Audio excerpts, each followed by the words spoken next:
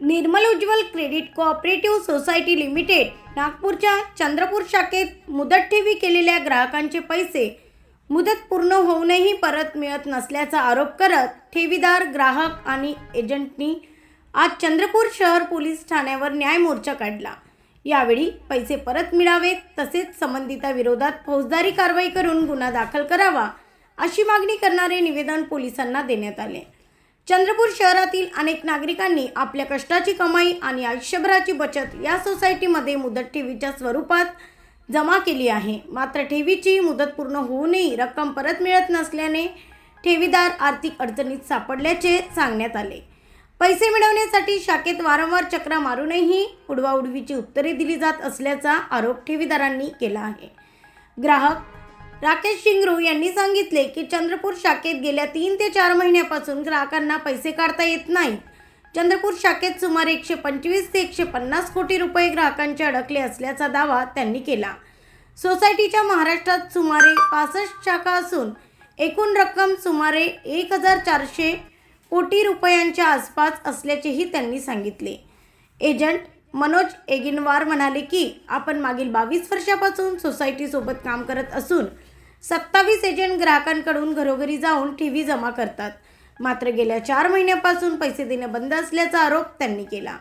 ग्राहकांना वारंवार शाखेत चक्रा माराव्या लागत असून केवळ आश्वासने दिली जात असल्याचे त्यांनी सांगितले। ठेवीदार जगदीश जसावटी यांनी सांगितले की त्यांची सोसायटीमध्ये 10 लाख रुपयांची ठेव आहे। 11 जुलै रोजी बहिणीचे लग्न असल्याने पैशाची गरज होती, मात्र पैसे न मिळाल्याने लग्न पुढे ढकलावे लागल्याचा दावा त्यांनी केला। निर्बंध हटेपर्यंत पैसे देणार नसल्याचे सांगितले जात असल्याचा आरोपही त्यांनी केला। ब्युरो रिपोर्ट एमई न्यूज महाराष्ट्रातील बातमीपत्र चंद्रपूर।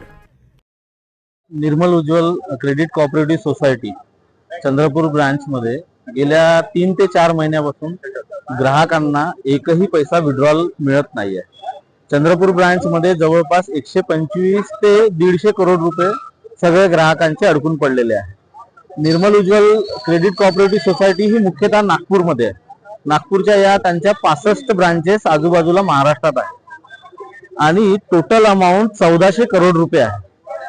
27 एप्रिलला यांच्यावरती एक सेंटर रजिस्ट्रार जे निबंधक आहे त्यांनी एक बॅन आणला होता की यांच्या फायनान्शियली अनियमिततेमुळे यांची कोणतीही फिक्स डिपॉझिट घेता येणार नाही आणि ते रिन्यूअल सुद्धा करता येणार नाही। परंतु यांनी त्याच हत्यार बनवून कोणत्याही ग्राहकाला पैसे वापस देत नाहीये। यामध्ये ज्येष्ठ नागरिक, सामान्य भाजीवाल्यापासून दैनंदिन पैसे जमा करणारे ग्राहक आहेत, गोरगरीब आहेत। गेल्या काही महिन्यापासून या फक्त तारीखच देत आहे।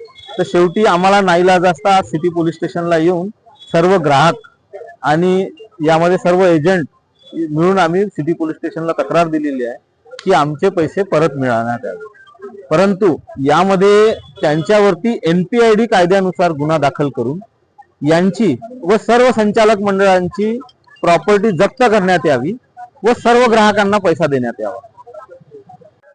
माझं नाव जगदीश जसावटी आहे। माझी निर्मल उज्ज्वल बँकेत 10 लाखाची ठेवी आहे। 11 जुलैला माझ्या ताईचं लग्न होतं, पण आम्ही एप्रिल महिन्यापासून यांना पैसे मागत आहे, पण हे आम्हाला पैसे देऊन नाही राहिले आहे।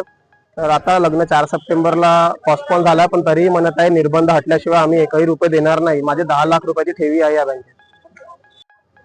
मी मनोज एगिनवार, निर्मल उज्ज्वल क्रेडिट कोऑपरेटिव्ह चंद्रपूर शाखेमध्ये मागील 22 वर्षापासून एजंट आहे आणि माझ्यासोबत इतर 27 एजंट आहे। आम्ही सर्व मिळून मागील 22 वर्षापासून चंद्रपूर शाखा आणि नागपूरसाठी काम करत आहे।